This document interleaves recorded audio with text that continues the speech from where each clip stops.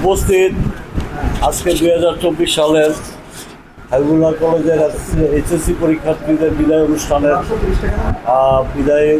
এবং দোয়া মাহফিলের সম্মানিত সভাপতি, অত্র কলেজের সুদক্ষ অধ্যক্ষ জনাব মমিনুর রহমান স্যার, উপস্থিত আমার পাশের বরিষ্ঠ ম্যানেজিং কমিটি গভর্নিং বডির সদস্য মাহফুজ মামা, সেলিম আমার ছোটো ভাই, উপস্থিত অত্র কলেজের সুদক্ষ শিক্ষক মণ্ডলী এবং আমার প্রাণপ্রিয় ছাত্রছাত্রী ছেলেমেয়েরা, সবাইকে আজকে যদিও বিদায়ের শুভেচ্ছা দেওয়া ঠিক না, বিদায় তো একটা বিদায়, তারপর শুভেচ্ছা দিতে হয়, কারণ এটা হলো আনন্দের বিদায়। এটা তো তোমাকে বিদেশ ভাড়া দিতেছি না যে তোমরা সৌদি আরব যাইবা 5 বছরের লেগে, তোমরা এখান থেকে আরও ভালো জায়গায় যাতে যেতে পারো, সেই বিদায়টা এটা নিশ্চয়ই আমি মনে করি আনন্দের। এখানে মন খারাপ করার কিছু নেই। অনেক হয়তো মন খারাপ তোমাদের যারা বিদায় নিতেছ, তারা একটু যে এই পরিবেশে ছিল, একটু একটা মায়া মমতা আছে স্যারদের সাথে ছিল। তবে আমি অনুরোধ রাখবো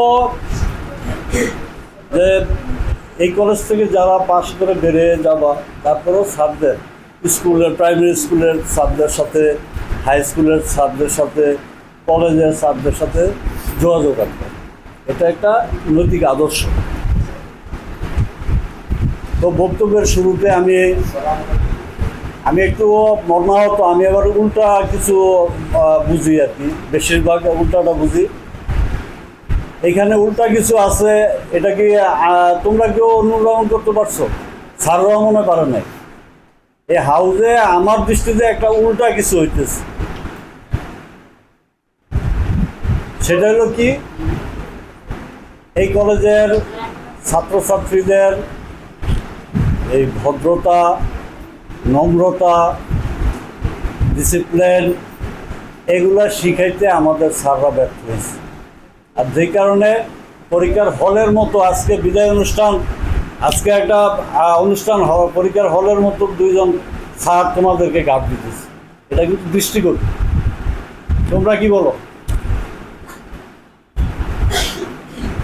কি দৃষ্টিকোণ কিনা বলো, আমার সাথে একমত কিনা? না যদি আমার কথা তোমার ভুল হয়ে থাকে তো বলো যে স্যার না, সভাপতি হিসাবে এটা আপনার ভুল হইতেছে, কারণ আমিও তো গার্জিয়ান। এটা আমি স্যারের কাছে অনুরোধ রাখবো, আগামী কোনো অনুষ্ঠানে এই ধরনের গার্ড দিয়ে যাতে অনুষ্ঠান না হয়, সেজন্য আমি বিনীত অনুরোধ রাখবো, কারণ এটা আমি প্রত্যাশা করি না। তো যাই হোক, এখন তোমাদের পরীক্ষার ব্যাপারে, পরীক্ষা যেহেতু আজকে পরীক্ষার্থীদের বিদায়, আমাদের কলেজ থেকে এবার কত 108 জন তোমরা পরীক্ষার্থী। এখানে 800 কজন, 50% মেবি। এখানে হাউজে আছে 43 কত 120 বা 150 জন। এর মধ্যে 50% আছে ফার্স্ট ইয়ার, 50% পরীক্ষার্থী। তো 50% আসলে কত 70 থেকে 80 জন, আরও 40 জনের মেবি গ্যাপ আছে। আমার একটা আনুমানিক ধারণা, এটা যদি হয় তাহলে তো তোমাদের পড়ালেখা করার দরকার নেই। আমি গার্জিয়ান হিসেবে বলবো, আমি কলেজের সভাপতি হিসেবে না, আমিও তো, আমারও তো বাচ্চা কাচ্চা আছে, আমিও তোমরা আমার ছেলে মেয়ের মতোই। বিগত দিনে যেটুক করছো, যেটুকু আমি রেজাল্ট পাইছি তোমাদের এই পরীক্ষার্থীদের, হতাশ করার জন্য না, আমি উপদেশমূলকভাবে আমি বলতেছি যে তোমরা টেস্টে অ্যালাউ হয়েছো 23 জন আছে। আমরা ফর্ম ফিল আপ করাইছি কয়জন? 108 জন, কিন্তু হওয়ার কথা ছিল কিন্তু এই 23 জনই। এখন 23 জন, এটা কাদের ব্যর্থতা?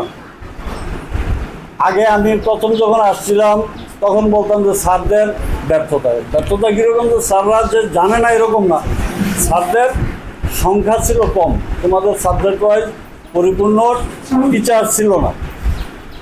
তো আমি আসার পরে স্যারের প্রচেষ্টায় আমাকে সহ উনি বিভিন্নভাবে প্রচেষ্টা করে এই কলেজে সুদক্ষ এবং ভালো ভালো ইউনিভার্সিটির থেকে পাশ করা স্যারদেরকে আমরা পাইছি এনটিআরসির মাধ্যমে। এখন তো স্যারদের কোনো ঘাটতি নাই, তাহলে ঘাটতি কোথায়? ঘাটতি আমার মতো অধম যারা গার্জিয়ান তাদের, আর না হয় তোমাদের বাচ্চা যারা আছো তোমরা।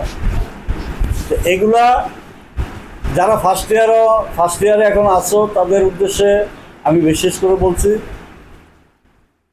আমি যাতে শুনি যে অন্তত 80% স্টুডেন্ট পরীক্ষার উপযোগী হয়ে পরীক্ষা দিতে যাবা আগামী বছর।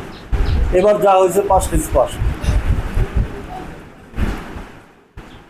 তো এখন যারা পরীক্ষা দিবে স্যাররা তো অনেকভাবে বলতেছে, যে প্রথম বলতেছে ওই যে শুনলাম আমি ওই সেন্টার চেঞ্জ হয়েছে।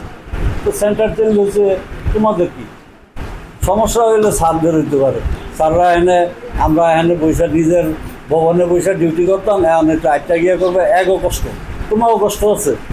আমি মনে করি তোমাদের বেশি না।